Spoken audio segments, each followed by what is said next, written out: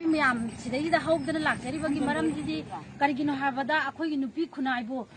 कछु लेतबा communion party communion जिंगना अखोइदा उसित थौइदना नुपीबु थौइना उसितना खनबा नुपीबिगी इज्जतपु हंजल हंजलना मांगहनबा अदगिदी नुपी अमतदु नतना मंगा तरुक तरे मांगहनबा ममिंग होंगदना फेसबुक नत्रगा यूट्यूब माना तौरिबा मैमजे सुगुम्बाजिगी माबु अमुक्तंगदी अखोइना यादे हाबजे खंगनबगी दमक्ता मफम असिदा लाक्चबनी अदुबु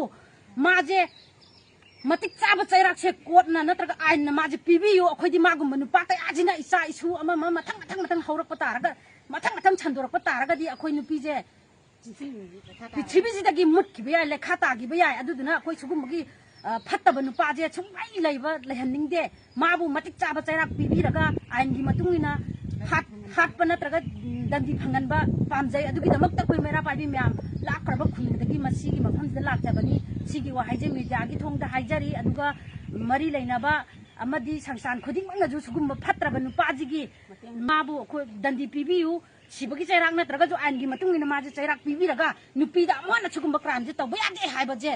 संस्थान खुदिंगमंगना इमा इबेन अमदी इबुंग पापाइ खुदिंगमंगना माबु अमते नुपाजे मुस्लिम ने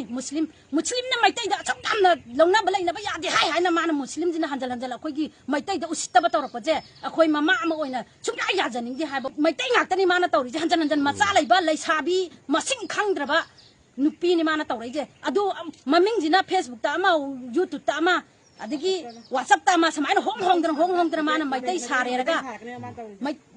सारेरगा माना तौरकपनि मसिगुम्बा थबकचे अखोइ जानिंगदे सिगुम्बा फत्तरबा महिकचे मणिपुर हाइबा लैबासिदगी मरुत फंगना मुथतपदा संस्थान खुदिमंगना इमा इबेन ख्वाइ खुदिमंगना मतेंग पांगबियो हाइना